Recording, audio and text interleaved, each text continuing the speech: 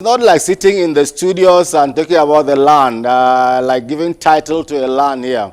If you go to a local government like Bokos, you see we are plateau, and plateau means it's a flat, high ground.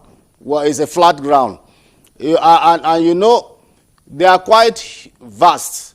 And so even if you have title, how do you defend those areas? If you have, let's say, 1,000 hectares of land, and then you start cultivating halfway, these people move. In fact, even as at yesterday, the herders invaded my farm here in Jos, my fish farm here in Jos.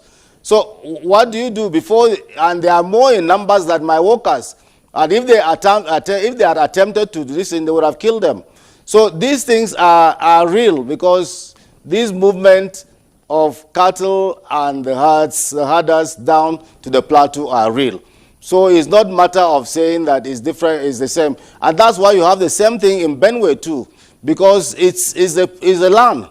Unfortunately, it was somebody from the Middle Belt who brought the medicine for trypanosomiasis. If not so, in those days during the rainy season, by this time they would have been moving back because of tsetse fly.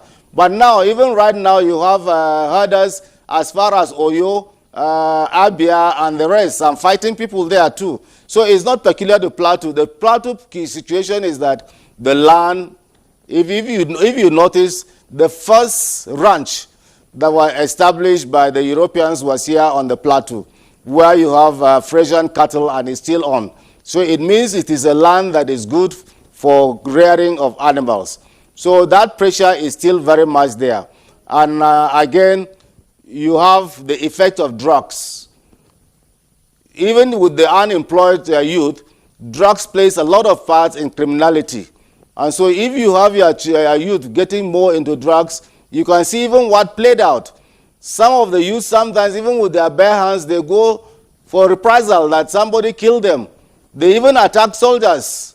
And because soldiers have been exercising a lot of restraint, the last time the students stripped bare a policeman and left just his pants on, and he had his arms with him. If he had not exercised a lot of restraint, if he has gone by the rules of engagement, he would have killed one or two of them. But you see, so drugs play a very critical role too in some of the criminalities that is going on. So we need to rid our youth of drugs. We need to rid our substance abuse.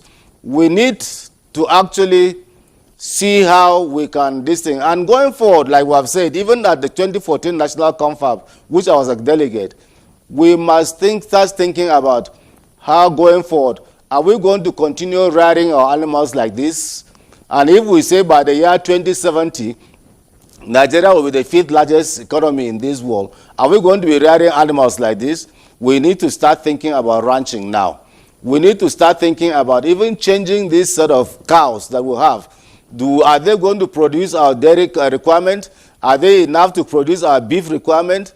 I think we need to see, if we had not done poultry farming as it is now, we would have still been importing poultry products into this country. The earlier we start looking at the security implication, both in terms of physical security and food security, and find a way of getting these people to accept a way of life that we must start ranching, and then stop this free ranging and moving into people's farms, displacing communities and the rest. I told people that even in Saudi Arabia, they have some of the best ponies.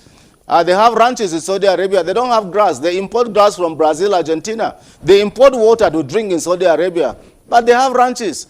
So you can still have ranches in Kano, Sokoto, Jigawa, Katsina, and the rest, and import grass from Plateau, from Benue, from Niger, and from Kwara and Kogi, and take them up to those places and feed the animals there. So we need to look at the security concerns of these things.